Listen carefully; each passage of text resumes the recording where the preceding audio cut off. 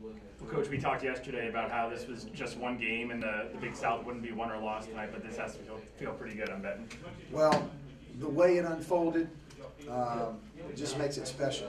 To be down significantly and to come back like that, deep in foul trouble, a number of guys sitting on the bench, is just an impressive performance by an entire team. Barclay, if you could just talk about, I mean, obviously it's UNC Asheville. It's the team that beat you in the tournament last year. It's everything that goes along with it. To beat them here at the Buck Dome, where does that kind of rank with your wins here at home?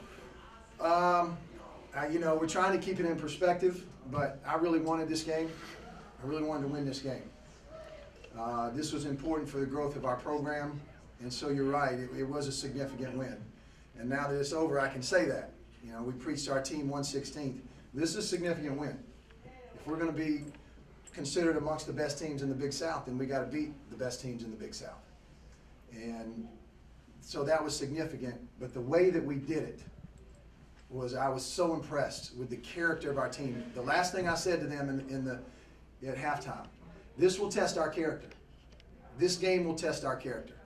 And we will find out what type of character we're made of. And I knew when I said that we had a shot to win this game, because I knew that our team has tremendous character, and if it's a character issue with this team, then we're going to be successful. Barclay, you talk about your spurts. Every game you have those spurts.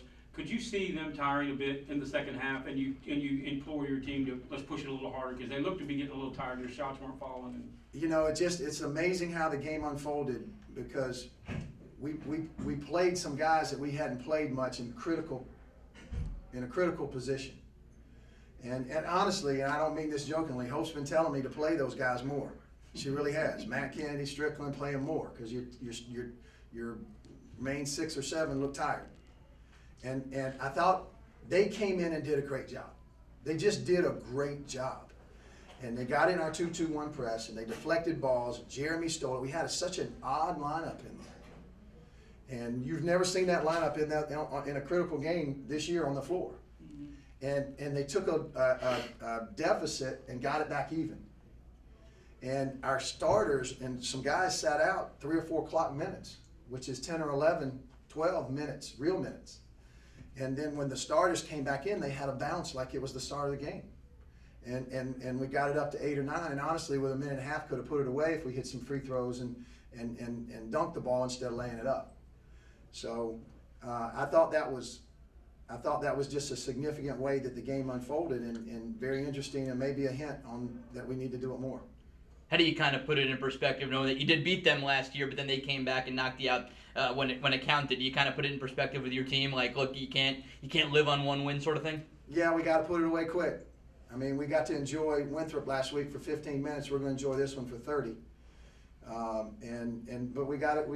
The way our league is set up, we go back to work tomorrow, and we have a chance to take a commanding lead in the southern part of our league, in the Southern Division, the Big South, and that's our goal. And so we're going to enjoy this tonight, and we're going to come back to work tomorrow. And I just know that our team will do that. Defensively, you guys had a really good stretch from about the 5-minute mark right until about a minute left. How proud of these guys were you? Well, just the zone. Just, you know, assistant coaches were saying go zone, and I just hesitated because, you know, I just worried the way they shoot the ball.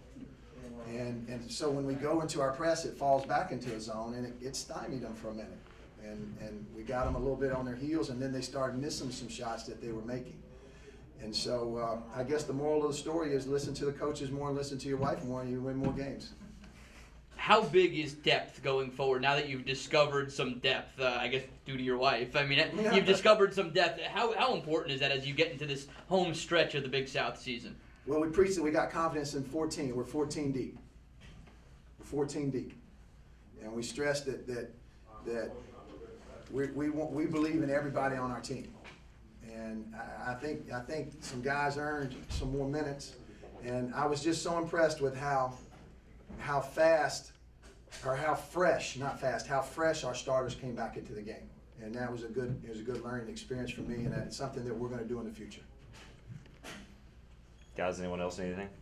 Appreciate you guys being here. It means a lot to me. Thanks.